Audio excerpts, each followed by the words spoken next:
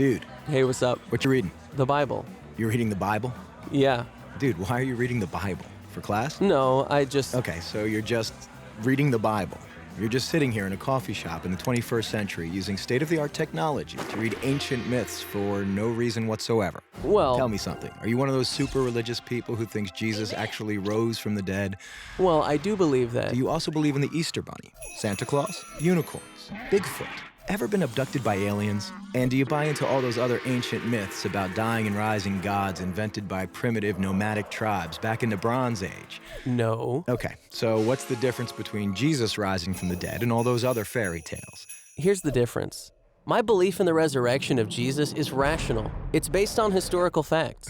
Facts? What facts? Well, first, Jesus died by crucifixion. Whoa, hold on. We don't even know if Jesus existed. Why should I believe your facts? Well, because the 5 facts I'm going to give you are backed by so much historical evidence that most professional critical scholars who study the subject accept them as true. That includes skeptical atheist scholars. Okay, so Jesus was a guy who actually existed and then got himself killed. So what?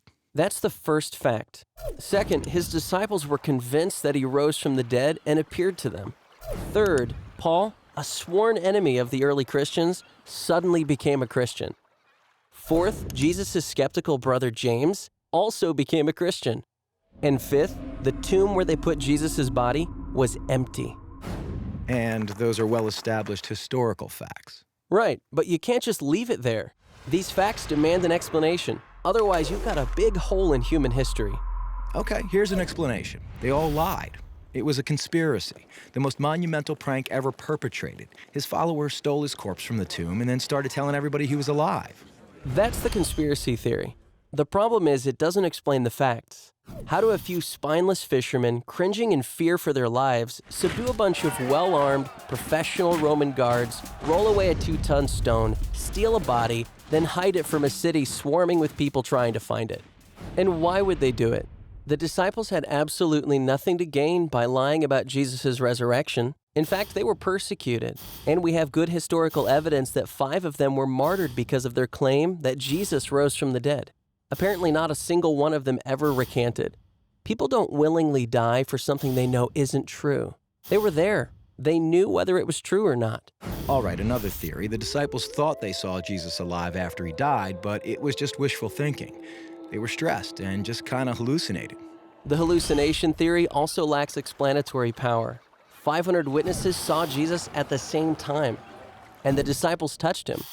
Psychologists have shown that hallucinations don't work like that, nor does this explain the empty tomb. Okay, look, maybe there's some other explanation, but the bottom line is dead people stay dead. Rising from the dead would be a supernatural event, a miracle, and science has proven that miracles don't happen. Oh, really? When did that happen? I don't know. I just kind of heard it somewhere. Science has not disproven miracles. In fact, that would be impossible. Why?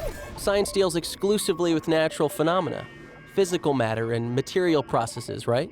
Yeah. But a miracle, by definition, is not a natural phenomenon. It's supernatural. So a supernatural event would lie outside the boundaries of science. It's logically impossible for science to throw out any hypothesis that lies outside its boundaries. why have I never heard this stuff before? I don't know. Maybe because it's scary? Scary. Yeah.